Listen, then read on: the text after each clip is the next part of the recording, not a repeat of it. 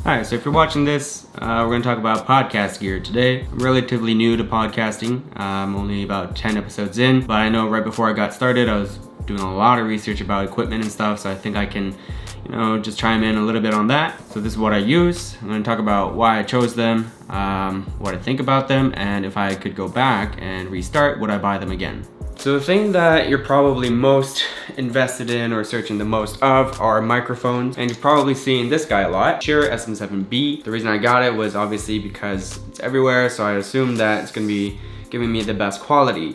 In real world use, yeah, I think the quality is amazing, and I know that there's a reason why everybody loves it. But there are some things that I didn't know as a beginner, and I think that's something that you should consider when you're buying these mics. I'm not an audio professional. I don't really know how to treat audio as well as somebody who might be doing it professionally.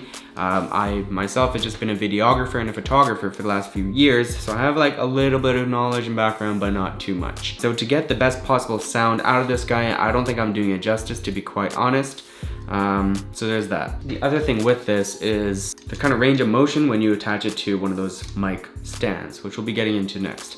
So the Rode PSA-1 as well as the Blue Compass arm, there's a limited range of motion unless you buy the, I'll just show it to you, this piece here. This is a separate accessory sold by Shure. I grabbed it off of Amazon. It's just this little piece. So without it, you're not able to pivot. Wait, can you? Essentially, without it, screw this on, and this is your XLR port jack thing. So once you stick an XLR in there, you don't have any movement because it's gonna bang into this. So to avoid that, you buy the stick, this much more room. Now your XLR can feed into there, and it's not gonna bump into anything when you're moving it out and about.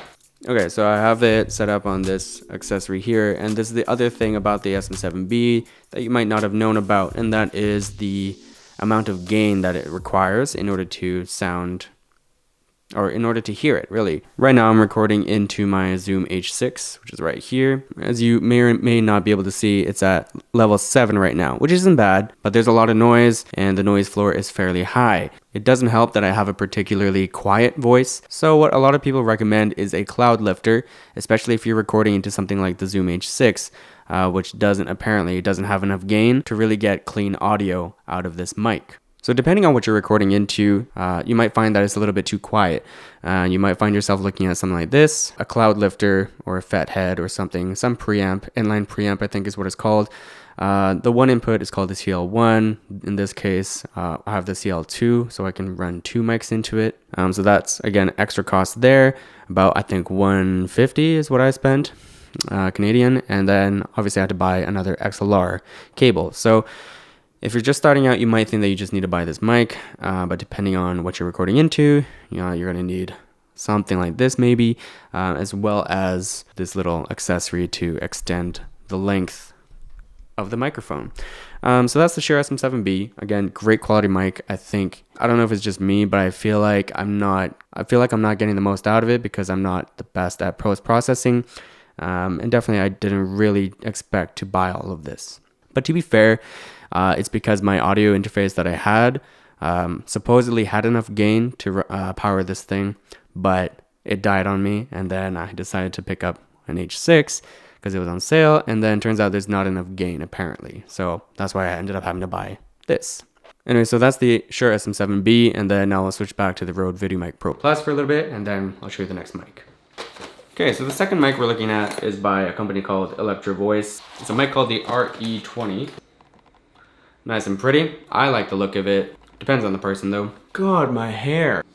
We're gonna get into this arm. I fucking hate this arm. I don't know why people are hyping it up. I think it's terrible. The Rode is far better. Far, far, far better. Like, this is locked off. And it moves this much. Is that acceptable? I don't think so. Okay, so this is the RE20. On the Blue Compass arm, you can see that this thing does not like to lock in. I fucking hate this arm. So this is the RE20. It runs a little bit harder than the Shure SM7B, meaning that you don't have to turn up your gain as high, which is nice in terms of noise. The nice thing about this mic, and what really got me curious about it, was the fact, well, honestly, I'm vain. I like the way it looks. It's also got this like cool technology in it. I don't really know much about it, but It reduces the proximity effect. I can get fairly close to it without it really affecting the quality too much. Whereas other mics, it becomes a little bit too boomy and muffled and muddy. So with this mic, it allows me to get close. I have a fairly quiet voice again, so it kind of helps with that. I do notice sometimes sibilants as well as pops, so like p, that kind of thing. The SM7B is a little bit better than this. Sibilants meaning like this, the harsh S sounds. But other than that, again, I really like this mic. I think it's a little bit easier to work with than the Shure SM7B, because again, you just got this mount that comes with it right there, and you don't need as much gain. I think I wouldn't have needed the cloud lifter if I had just gotten the RE20. But I do think this mic has less noise than the Shure SM7B as well, which is nice. Tonality and voice wise, I'm not too sure what the difference is. I don't really have a good ear for that, I think, yet. But I don't know, maybe you can let me know. Prices, I didn't talk about prices. Shure SM7B I got from a friend, so I got a good deal, $400 Canadian, and then this one was $450 off of Craigslist Canadian. So those are mics. I think the next really cliche thing about podcasts and the gear that we get for it are these mic arms. So I'll show you a bit of that. Okay, so what we have here is the Rode PSA-1, which I used to show you the Shure SM7B, and then we got the blue compass arm here, which I used to show you the Rode. Nope. The Electro Voice RE20. So obviously it's not going to stay in place until you put a mic on here or some sort of a heavier mic. But this one will stay pretty much in any position that I leave it in, and it's very easy to maneuver. I don't know, I just haven't had any problems with it in terms of positioning and stuff. The blue compass arm, on the other hand, it really gives you that length, as you can kind of see. You can't really see it, I guess. So I don't know if you can see in camera, but it does give you more length than the Rode PSA-1. So like if I had put this on the other side of the desk, it'll reach me much easier than the Rode PSA-1 would. One nice thing about it is its small footprint. On the desk, I don't really record here on my desk though, because of the echo and cats and construction, so it doesn't really apply to me. But yeah, so for me, I noticed that that this is a lot harder to work with. I'm just not a fan. Maybe it's just me and I'm not using it the right way or something, or it just doesn't suit my style. But I have been very disappointed with this arm. Even though I did get it for $10 cheaper than the Rode PSA-1, I would buy 2 of those in a heartbeat. Okay, next. Also, sometimes I just don't want it to lock because I want to be able to move it around freely, which is what the Rode does. For reference, this is the RE20 on the Rode PSA-1, and you'll see what I mean, where it really doesn't do its own thing. It's very easy to maneuver. A lot easier. And then we'll get into the recorder. So in the beginning, I actually didn't have a laptop. I had a desktop PC, and I was going to just record here. Then I quickly realized that the echo is not that great. For videos like this, I don't think it's a big problem, but for an actual podcast episode where you're not really listening to anything else, you're just listening to the voice, I think it's a lot more apparent, and I wanted to avoid that. So I needed to go portable, and I have an iPad Pro from like the first generation. So I thought I would record on the iPad, send the files through the cloud to my PC, and then edit on there. So in order to do that though, I still needed a USB interface. And this is what I ended up buying, used, Craigslist, $200. The Behringer UMC 404 HD, 4 inputs, super nice looking thing. Unfortunately, I think the second time I used it with the iPad, it fried.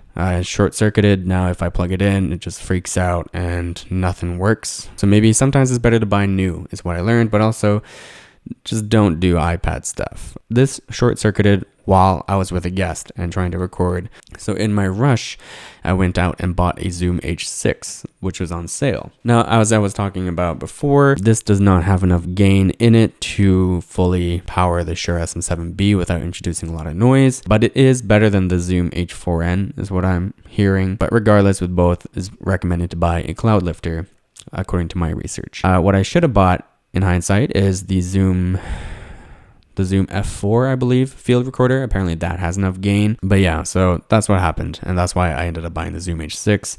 I will say though, that it's a hell of a lot more convenient. I don't use my laptop to record. I just record into this pop the SD card out, put it into the laptop. So even if I were buying things again, I'd probably go the field recorder route. But yeah, that's that. And then the headphones that I'm using are the Audio-Technica M50X, something like that. Super solid headphones, haven't had a problem with it. Anyways, I think that's about all that you need in order to start a podcast. But obviously I bought things that are a bit of the higher end, a little bit more pricier options. And the reason I did that is because I do photo and video, and I realized that sometimes it's just better to buy the better things up front because they're going to last you. For example, camera lenses. There really is a big difference between cheaper ones and expensive ones, and sometimes it's just better to buy the more expensive one up front if you're eventually going to upgrade anyways. And I knew for me in this project I wanted to keep it going for a while, so I was going to upgrade at some point, so I wanted to start with the higher end equipment at the beginning. But all that being said, again, I'm not great at audio post-processing, so if I were to restart, I do think I would start with a more budget-friendly option, because I did spend a lot of time trying to work out kinks and stuff like that, like with the iPad solution, post-processing for the Shure SM7B, getting all the accessories and whatnot, the cloud lifter, blah, blah, blah. There's a lot of time that I just spent into the gear side of things, which is always fun, but it takes away from the final product, and less hassle, the better. So honestly, if I were to restart, I would probably buy 2 Rode pod mics or something like that, Shure SM58s, or I think there's a Behringer option. I think there's an Audio-Technica option as well. I'll probably link all those in the description as well, but you'll probably see a lot of videos about those anyways that are budget-friendly beginner mics. The reason I would probably start with them though is that I think for the average Joe listening, they're not going to notice a big difference in quality unless you're good at post-processing. I don't know, I could be completely wrong with that. That's just something I feel. But then again, I haven't used the pod mics or anything like that. I just listen to my audio quality compared to some other guys using the same equipment, and I noticed that mine's not as good. And that might be due to my recording room. I'm not in a sound treated room.